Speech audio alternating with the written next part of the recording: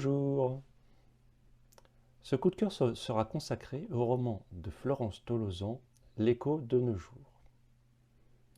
Le premier roman de cette autrice, La chinoise du tableau, m'avait enchanté par la qualité de l'écriture et de l'histoire.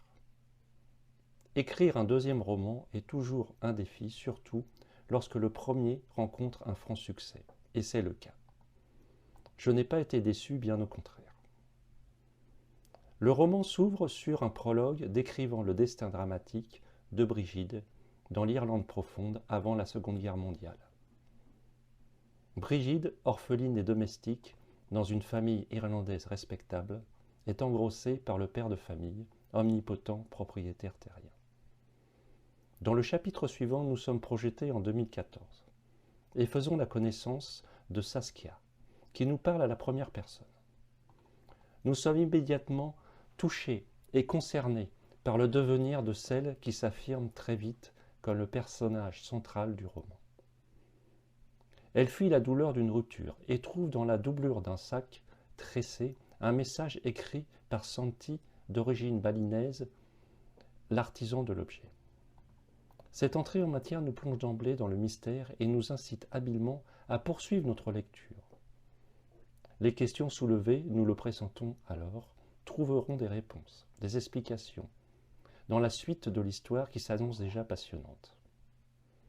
Saskia décide en effet de partir pour Bali, rompre avec son passé marqué au fer rouge par la rupture avec Mathias, dont, on le devine, elle était éprise corps et âme. Partir pour oublier son amour perdu, pense-t-elle, par un dépaysement total. Le message trouvé dans le panier lui en donne l'opportunité comme un signe du destin. Commence alors un voyage initiatique fait de découvertes et de rencontres, dont certaines vont être décisives. Un couple de Français installés à Bali, un guide touristique, amoureux de la culture et de la langue française et pétri de sagesse, Jérémy, un pompier en reconversion professionnelle, et Candice, une femme charmante rencontrée lors d'une visite. L'auteur nous ouvre à une civilisation méconnue, aux modes de vie et aux traditions ancestrales. Nous découvrons avec bonheur les couleurs, les odeurs, les paysages, la végétation aux fragrances délicates, la gastronomie épicée, les tenues vestimentaires, les danses savantes et codifiées, la cohue des souks et des rues animées et bigarrées, les temples, lieux de culture et de vénération des dieux du panthéon hindouiste. Nous retrouvons le style élégant de Florence Tolosan, qui nous plonge dans ce kaléidoscope de sensations, d'émerveillement, avec sensualité et maîtrise. L'auteur nous dévoile également, subtilement, la détresse et les luttes intérieures de Saskia, qui nous ouvre son cœur de façon sincère et touchante.